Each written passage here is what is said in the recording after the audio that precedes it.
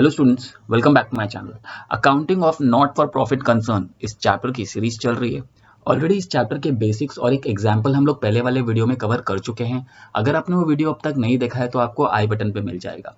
इस वीडियो में हम लोग एक और एग्जाम्पल सॉल्व करने वाले, तो चलिए शुरू करते हैं एग्जाम्पल के साथ। तो ये रहा हमारा एग्जाम्पल। अगर आप लोग एग्जाम्पल को ध्यान से देखेंगे तो इसमें क्वेश्चन पूछने का तरीका थोड़ा अलग सा दिया हुआ है। ठीक है, तो ध्यान से देखिएगा हम लोग इस सम को कैसे सॉल्व करते हैं। बेसिक एंट्रीज सेम रहने वाली है। ठीक है, तो क्वेश्चन में बोला है from the following receipts and payment account engineering college Nasik for the year ended 31st March 2019 and additional information prepare income and expenditure account for the year ended 31st March 2019 and balance sheet as on that date। ठीक है, जैसा कि आपको पता है कि हमारा जो सोल्यूशन का फॉर्मेट होता है उसमें हम लोग क्या प्रिपेयर करते हैं, एक इनकम और एक्सपेंडिचर अकाउंट और उसके साथ हम लोग प्रिपेयर करते हैं और एक क्लोजिंग बैलेंस शीट। ठीक है, closing balance sheet.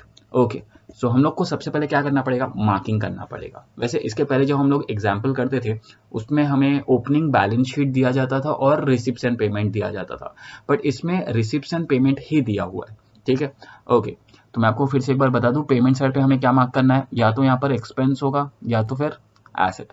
Receipt side पे या तो यहाँ पर इनकम होगा या तो लाइबिलिटी। मैंने आपको ये भी कहा था कि ज्यादातर अगर कैपिटल, फंड या फिर नेक्स्ट ईयर का सब्सक्रिप्शन ऐसा कोई आइटम दिया है तो वही लाइबिलिटी में जाएगा। उसके अलावा जो कुछ भी दिया है वो सबका सब अपने आप क्या बन जाएगा, इनकम बन जाएगा। ठीक है, ओके। और एक चीज जो मैंने आपको कहा था, ये जो टू बैलेंस बीडी है, cash in and cash at bank, इसकी एंट्री हम लोग नहीं करते। ये कैश का ओपनिंग बैलेंस है, इसे हम लोग हमारे सोल्यूशन में कहीं भी नहीं लिखते। ठीक है, ओके। इंटरेस्ट क्या होगा, इनकम। सब्सक्रिप्शन क्या होगा, इनकम। लाइफ मेंबरशिप फीस क्या होगा, income. Donation, income. Tuition fees, income. Term fees, income. Sundry receipts, income. Admission fees, bracket में रेवेन्यू दिया, रेवेन्यू का मतलब ही क्या होता है, इनकम। ठीक है, ओके। उसके बाद दिया है by salary to teaching staff, क्या माना जाएगा ये, expense. Electricity charges, expense. Books, देखो बुक्स एसेट होता है, मैं ए लिख देता हूँ। फर्नीचर, फर्नीचर हमारा एसेट होता है, ए लिख देता हूँ। स्टेशनरी एक्सपेंस होता है। फिक्स डिपॉजिट अगेन एसेट है, हमारी प्रॉपर्टी है। बाय बैलेंस सीडी के सामने कुछ नहीं दिया। Cash in hand, cash at bank दिया, ये दोनों ही हमारे क्या है, एसेट है। ठीक है, ओके। नीचे कुछ एडिशनल इन्फॉर्मेशन दिया है, देखो बुक्स एसेट होता है राइट, उसका ओपनिंग और क्लोजिंग बैलेंस दिया है। ठीक है, फर्नीचर एसेट है, इसका भी ओपनिंग एंड क्लोजिंग बैलेंस दिया। ओके, बिल्डिंग फंड, मैंने कहा था किसी भी चीज के साथ अगर फंड वर्ड जुड़ जाता है तो अपने आप क्या बन जाता है, liability. Okay, fix deposit again क्या है, एसेट। ओपनिंग क्लोजिंग बैलेंस दिया है। कैपिटल फंड क्या माना जाएगा, लाइबिलिटी। ठीक है, ओके। पहला एडजस्टमेंट रीड करने जा रहा हूं। पहले एडजस्टमेंट में बोला है 50% of donation are for building fund. Okay, तो पहले तो फंड को, बिल्डिंग फंड को मैं स्टार मार्क करता हूँ कि यहाँ पर हमें एक लाइन छोड़ना पड़ेगा, और साथ ही साथ डोनेशन की जगह भी स्टार मार्क कर देता हूँ। दोनों जगह एक एक लाइन हमको स्किप करना है। ठीक है, ओके।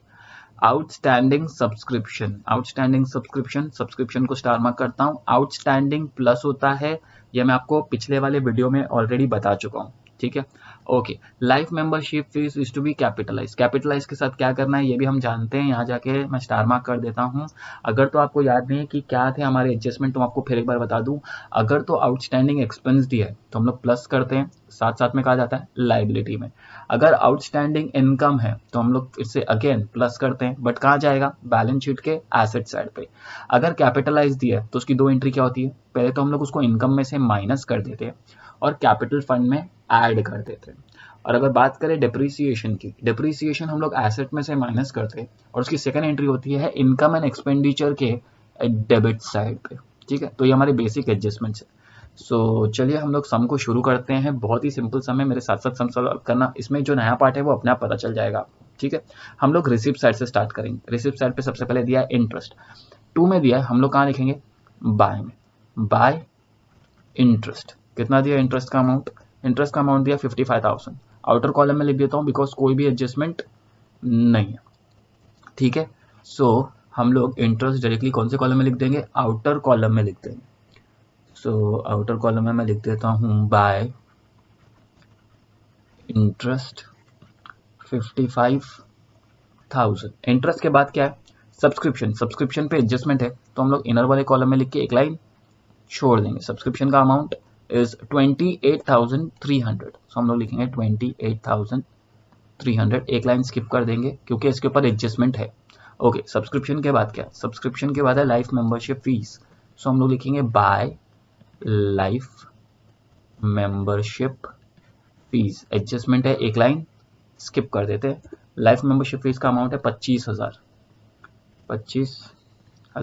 लाइफ मेंबरशिप फीस के बाद डोनेशन, डोनेशन पे कोई भी एडजस्टमेंट है क्या? है, लाइन छोड़ना पड़ेगा, डोनेशन लिखेंगे। डोनेशन का अमाउंट है 7 लाख।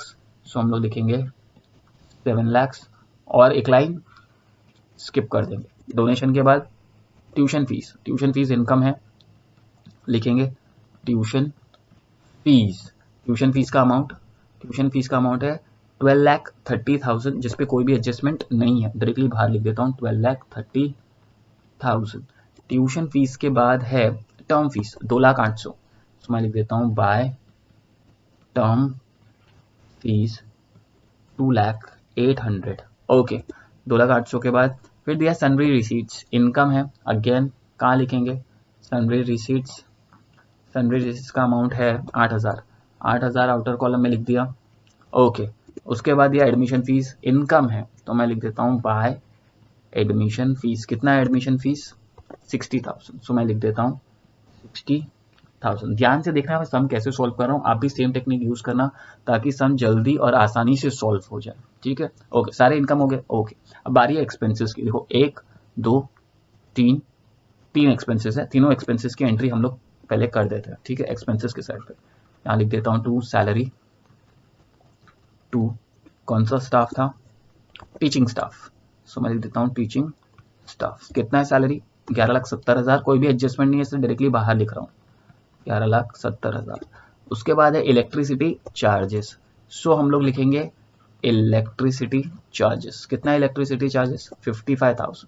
सो हम लोग लिखेंगे 55,000। इलेक्ट्रिसिटी चार्जेस के बाद है बुक्स, एसेट है, बाद में करते हैं।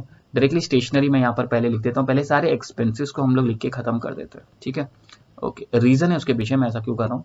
स्टेशनरी कितना है? 21,850, तो मैं यहाँ लिख देता हूँ 21,850। ठीक है, ओके, सारे इनकम्स हो गए, सारे एक्सपेंसेस हो गए। बारी है एसेट्स की, तो हम लोग जाते हैं क्लोजिंग बैलेंस शीट के अंदर और यहाँ मैं जाके लिखता हूँ बुक्स। ठीक है, ओके, अब ध्यान से देखना बुक्स, यहाँ पर ये जो बुक्स दिया ना, ये क्या रिप्रेजेंट करता है? ये रिप्रेजेंट करता है purchases made during the year. Purchases made during the year, ये ड्यूरिंग द ईयर जो मैंने खरीदा है ना, जो मैंने परचेज किया है, ये वो चीज रिप्रेजेंट करता है। ठीक है, और नीचे भी देखो बुक्स दिया है, 6 लाख का, यहाँ पर लिखा है 1 अप्रैल 2018। इसका मतलब ये जो 6 लाख है ना, 6 लाख के बुक्स मेरे पास पहले से थे, मैंने 61,000 के और खरीदे। ठीक है, सो इसको रिप्रेजेंट कैसे करेंगे हम लोग? एसेट साइड पर जाके मैं लिखूंगा 6 लाख मेरे पास पहले से। देखो यहाँ पर मैं डेट भी मेंशन कर देता हूँ, 1 अप्रैल को जो था। ठीक है, ऐड करेंगे एडिशंस, ये एडिशंस हमको कहाँ से मिला? पेमेंट साइड से, ब्रैकेट में लिख देता हूँ पेमेंट साइड से हमको मिला। कितना हमने परचेज किया? और 61,000 का। इसका मतलब मेरे पास अब जो बुक्स है ना, उसकी वैल्यू कितनी है? उसकी वैल्यू आ रही है 6,61,000। ये मेरे बुक्स का टोटल है। ठीक है, ओके, बट क्वेश्चन में जो क्लोजिंग बैलेंस दिया ना 31 मार्च को, उनके हिसाब से कितना हो रहा है? 6 लाख। वो लोग बोल रहे हैं कि हम लोग का लास्ट में जो बुक्स का वैल्यू बच रहा है ना साल के आखिर में, वो है 6 लाख। तो अब हमें ये समझ नहीं आ रहा है, हमारे हिसाब से टोटल आ रहा है 6,61,000 और बाहर वो लोग बोल रहे हैं कि 6 लाख से आना चाहिए। इसका मतलब ये जो 61,000 का डिफरेंस आ रहा है ना, पता है ये क्या है? दिस इज डिप्रीसिएशन, है ना। डिप्रीसिएशन भी लगता है साल के आखिर में।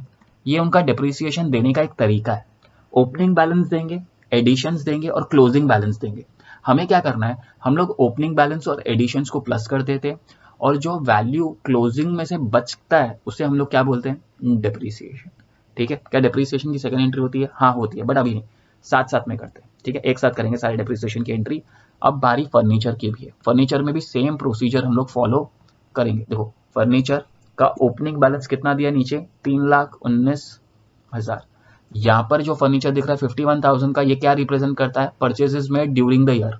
ठीक है, परचेजेस में ड्यूरिंग द ईयर, साल के बीच में खरीदा।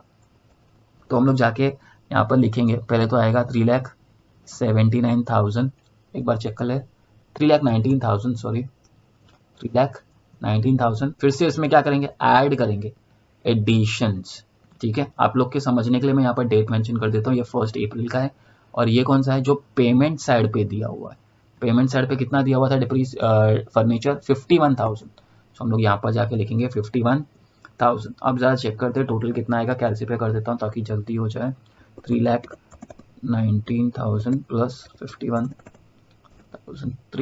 3,70,000 आ रहा है टोटल। 3,70,000 ये टोटल है हमारे हिसाब से। बट बाहर वाले कॉलम में कितना आएगा वो क्वेश्चन में दिया है, उनके हिसाब से लास्ट में क्लोजिंग में कितना बच रहा है, 3 लाख।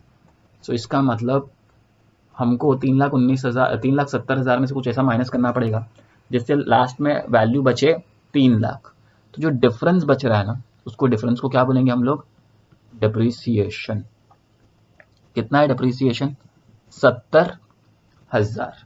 तो यहाँ पर ये जो 61,000 है और यहाँ पर ये जो 70,000 ये डिप्रिसिएशन है, इनका सेकंड एंट्री करेंगे। कहाँ करेंगे second entry, income and expenditure के डेबिट साइड पे 2 बार लिखना पड़ेगा डिप्रिसिएशन ऑन, पहले तो बुक्स के ऊपर जो डिप्रिसिएशन था उसका वैल्यू था 61,000, तो मैं लिख देता हूँ 61,000। और जो हमारा फर्नीचर था उस पर जो डिप्रिसिएशन है उसका वैल्यू है 70,000, सो मैं लिखता हूँ डिप्रिसिएशन ऑन फर्नीचर 70,000, खत्म। ठीक है, ओके। अब बढ़ते हैं आगे कि आगे हमको क्या दिया था, बिल्डिंग फंड हमको दिया था। ठीक है, देखो बिल्डिंग फंड में कैसे सॉल्व करता हूँ। बिल्डिंग फंड का ओपनिंग बैलेंस दिया 10 लाख। क्या बिल्डिंग फंड लायबिलिटी है, हाँ। मैं बिल्डिंग फंड यहाँ कहीं नीचे लिख देता हूँ, बिल्डिंग फंड, और एडजस्टमेंट भी है इस पे। सो 10 लाख अंदर लिख के बिल्डिंग फंड 10 लाख। ओके, एक लाइन छोड़ देते हैं एडजस्टमेंट। ठीक है, उसके बाद क्या दिया, उसके बाद दिया है फिक्स डिपॉजिट। फिक्स डिपॉजिट भी क्या है हमारे लिए, एसेट है। फिक्स डिपॉजिट एसेट है बराबर, तो मैं जाता हूँ फिक्स डिपॉजिट के लिए भी सेम प्रोसीजर फॉलो करेंगे हम लोग। सबसे पहले लिखेंगे फिक्स डिपॉजिट। फिक्स डिपॉजिट का पहले आएगा ओपनिंग बैलेंस जो 1 अप्रैल का है, कितना दिया हुआ है, 9,10,000। सो मैं लिखता हूँ 9,10,000। इसमें प्लस करेंगे हम लोग जो एडिशंस है, जो परचेजेस है। ठीक है, वहां पर एक डेट दिया, ये मत समझना इसके ऊपर कोई एडजस्टमेंट है। यहाँ पर डेट जो दिया ना 31 मार्च 2019, ये सिर्फ ये डेट मेंशन करके लोग ये बताना चाहते हैं कि ये लास्ट का बैलेंस है। कितना बैलेंस है, 8,50,000। सो हम लोग जाएंगे यहाँ पर प्लस कर देंगे 8,50,000 एंड हमको डायरेक्टली देखो इस बार डिप्रिसिएशन निकालने के लिए ना क्लोजिंग बैलेंस उन लोगों ने मेंशन किया नहीं है। यहाँ पर क्लोजिंग बैलेंस दिख रहा है क्या, मेंशन किया नहीं है, नहीं मेंशन किया तो हम लोग क्या करेंगे, डायरेक्टली जो टोटल है आउटर कॉलम में लिख देंगे। ठीक है, कैलसी का इस्तेमाल करते हैं, 9,10,000 प्लस 8,50,000 17,60,000। सो मैं यहाँ लिख देता हूँ 17,60,000 आउटर कॉलम लिख देते हैं। इसमें डिप्रिसिएशन वगैरह डिक्रीज कुछ नहीं हुआ। ठीक है, ओके। सो फिक्स डिपॉजिट का काम खत्म। अब देखो हमारा पूरा रिसिप्ट साइड हो गया, सारे एक्सपेंसेस हो गए, ये वाला एसेट्स बचा हुआ है। हाँ, पहले इन एसेट्स का बचा हुआ है और ये जो कैपिटल फंड है ना ये बचा हुआ है। तो एसेट्स को एसेट्स में लिखेंगे, कैपिटल फंड को लायबिलिटी में लिखेंगे। तो cash in hand, cash at bank 16,650 और 2 लाख। ठीक है, ये cash in hand cash at bank कौन सा वाला था जो हमको यहां से मिला। ओपनिंग बैलेंस तो कैंसिल हो जाता है। ठीक है, ओके। अब बचा है capital fund. Capital fund liability है तो लायबिलिटी में जाके लिख देते हैं कैपिटल फंड। कितना दिया कैपिटल फंड, 9,47,400। 9,47,400। आप लोग सोच रहे होंगे मैंने इसको अंदर क्यों लिखा है, बिकॉज इसके ऊपर काफी सारे एडजस्टमेंट है इसीलिए। ठीक है, जो सरप्लस प्रॉफिट एंड लॉस आता है वो भी तो इसी में प्लस माइनस करते हैं, इसलिए कैपिटल फंड हमेशा अंदर वाले कॉलम में लिख के 5 लाइन हम लोग स्किप कर देते हैं। ठीक है, ओके। अब जाते हैं एडजस्टमेंट की ओर और देखते हैं सबसे पहला एडजस्टमेंट क्या है। ठीक है, ओके। देखो सबसे पहला एडजस्टमेंट है 50% of donation are for building fund and balance is treated as to be revenue. ये लोग क्या बोल रहे हैं कि जो डोनेशन मिला, डोनेशन कितना मिला था हम लोग को, हमारे पास डोनेशन आया था 7 लाख। ये जो 7 लाख आया ना, लोग बोल रहे इसमें से ना 50% निकाल दो। 50% निकाल के कहाँ भेज दो, बिल्डिंग फंड में, क्योंकि वो बिल्डिंग फंड का है। ठीक है, तो इसका 50% कितना आएगा, इसका 50% आएगा, इसका आधा, 7 लाख का आधा 3.5 लाख। इसका मतलब आउटर कॉलम में जो बचेगा ना वो रेवेन्यू है, रेवेन्यू मतलब इनकम है। तो मतलब 7 लाख में से 3.5 लाख इनकम है और बचा हुआ जो 3.5 लाख है ना वो बिल्डिंग फंड का है, उसको बिल्डिंग फंड में हमको भेजना है। तो देखो वहां से माइनस किया ना, तो बिल्डिंग फंड में क्या करेंगे, बिल्डिंग फंड में करेंगे ऐड, वहां से माइनस किया यहाँ पर करेंगे ऐड, वहां बिल्डिंग फंड लिखा तो यहाँ क्या लिखेंगे, डोनेशन। कितना परसेंट था, 50%, which was 3.5 lakh. So total हो जाएगा हमारा 13.5 लाख। ठीक है, खत्म, finish. Okay, first adjustment done and dusted. दूसरा एडजस्टमेंट है आउटस्टैंडिंग सब्सक्रिप्शन 5300। सिंपल है, आउटस्टैंडिंग क्या करते हैं हम लोग, प्लस या माइनस। आउटस्टैंडिंग हमेशा होता है प्लस, कितना प्लस करना है, 5300। तो मैं लिख देता हूँ 5300, इन दोनों को प्लस करके आउटर कॉलम में कितना मिलेगा, कैल्शियम में डायरेक्टली प्लस कर देते हैं, 28,300 प्लस 5,300, 33,600। मैं लिख देता हूँ 33,600। अगेन ये जो आउटस्टैंडिंग सब्सक्रिप्शन है ना, इनकम वाला आउटस्टैंडिंग इनकम कहाँ जाता है, एसेट्स के अंदर। यहाँ जाके मैं लिख देता हूँ outstanding subscription, outstanding subscription highlight कर देता हूँ थोड़ा सा। आउटस्टैंडिंग सब्सक्रिप्शन जो भी एडजस्टमेंट में वो मैंने लाल से हाईलाइट कर दिया है। हमारा था 5,300, तो यहाँ पर लिख देते हैं 5,300। ठीक है, ओके, ये एडजस्टमेंट भी खत्म। आगे बढ़ते हैं, लास्ट एडजस्टमेंट था life member fees is to be capitalise. Capitalise की एंट्री क्या होती है, देखो कैपिटलाइज की एंट्री क्या करनी है, कैपिटलाइज क्या होता है, लेस फ्रॉम इनकम, इनकम में से माइनस, और ऐड टू कैपिटल फंड। तो हम लोग जाते हैं यहाँ से माइनस कर देते हैं, यहाँ पर क्या लिखेंगे वर्ड कैपिटलाइज। कितना कैपिटलाइज करना नहीं बोला है तो पूरा ही कर देंगे, तो आउटर कॉलम में क्या हो जाएगा, डैश, नील, कुछ आएगा ही नहीं। और ये जो 25,000 है ना, ये 25,000 की सेकेंड एंट्री कहाँ करेंगे हम लोग, यहाँ पर क्या करेंगे, ऐड करेंगे। ऐड करते वक्त लिखेंगे क्या, लाइफ मेंबरशिप फीस कितना था, 25,000। ठीक है, और कोई एडजस्टमेंट है नहीं। सारे एडजस्टमेंट हो जाने के बाद जैसे कि मैंने आपको कहा था क्या निकालेंगे, सरप्लस निकालना है या डेफिसिट निकालना है। कैसे मिलेगा, इन सबको टोटल करके। तो चलो हम लोग कैलसी पे फटफट टोटल कर लेते हैं। सबसे पहले 11,70,000 प्लस 55,000 प्लस 21,850 प्लस 61,000 प्लस 70,000। तो टोटल आ रहा है 13,77,850, 13,77,850। ठीक है, एंड दूसरे साइड का आ रहा है 55,000 plus 33,600 plus 3.5 lakh plus 12,30,000 plus 2,08,000 plus 8,000 plus 60,000। सो आ रहा है 19,37,400। यहाँ मैं लिख देता हूँ 19,37,400। कौन सा बड़ा है, 19 लाख बट ऑब्वियस बड़ा है, तो हम लोग लिखेंगे 19,37,400। यहाँ भी, यहाँ पर भी लिखेंगे 19,37,400। एंड फिर नीचे वाले को ऊपर वाले से क्या कर देंगे, माइनस कर देंगे। माइनस करने पे जो बचेगा उसको क्या बोलते हैं हम लोग, उसको हम लोग बोलते हैं सर प्लस। तो सर प्लस कितना आएगा, -13,77,850। तो आ रहा है 5,59,550, 5,59,550। अब ये राइट है रॉन्ग है हमको कैसे पता चलेगा, जब बैलेंस शीट टैली होगा। वैसे ये जाएगा कहाँ, इसको हम लोग ये भी बोल सकते हैं excess of income over expense. ठीक है, कहाँ जाएगा, ये जाता है यहाँ पर कैपिटल फंड में। प्रॉफिट आया तो प्लस, सरप्लस, इस चैप्टर में प्रॉफिट को हम लोग सरप्लस बोलते हैं, विच वॉज 5,59,550। अब इसका टोटल करके हम लोग बाहर लिख सकते हैं। ठीक है, ओके, सो 9,47,400 प्लस 25,000 प्लस 5,59,550, तो आ रहा है 15,31,950। तो मैं लिख देता हूँ 15,31,950। उसके बाद इसको अगर प्लस करते 13.5 लाख से, तो टोटल आ रहा है 28,81,950। तो मैं यहाँ लिख देता हूँ 950। अच्छा, दूसरे साइड का भी उतना ही आना चाहिए, तो ये हमारा सम राइट है माना जाएगा। 6 lakh plus 3 lakh plus 17,60,000 plus 16650 plus 2 lakhs plus 5300, 21,81,950 सम टैली हो गया। इसका मतलब हमारा सम राइट है, हमने जो कुछ भी किया सब कुछ करेक्ट है। एग्जाम में आपको पता चल जाएगा आपका सम राइट है या रॉन्ग है। कभी अगर कोई चीज़ मिस हो जाएगी तो वो भी अपने आप ही आ जाएगा। अगर कोई आप आउटस्टैंडिंग सब्सक्रिप्शन की एंट्री भूल गए हो तो आप टोटल करने पे आपको डिफरेंस मिलेगा, आप अपने आप फिगर आउट कर लोगे कि ये एंट्री मिसिंग है। ठीक है, तो ये नया तरीके का सम था, बिकॉज इसमें जो क्वेश्चन पूछा था वो एक नई तरीके से पूछा गया था। आप ऐसा कर सकते हो, इसको एक टाइप बना सकते हो कि पहला जो वीडियो में हमने सम कवर किया था वो एक अलग टाइप का सम है और एक अलग टाइप का सम है, बट बेसिक एंट्री सब में सेम रहती है। ठीक है, तो चलिए इस वीडियो में इतना ही। अगर आपको वीडियो पसंद आया तो आपको पता है क्या करना है, लाइक करो, सब्सक्राइब करो, शेयर करो।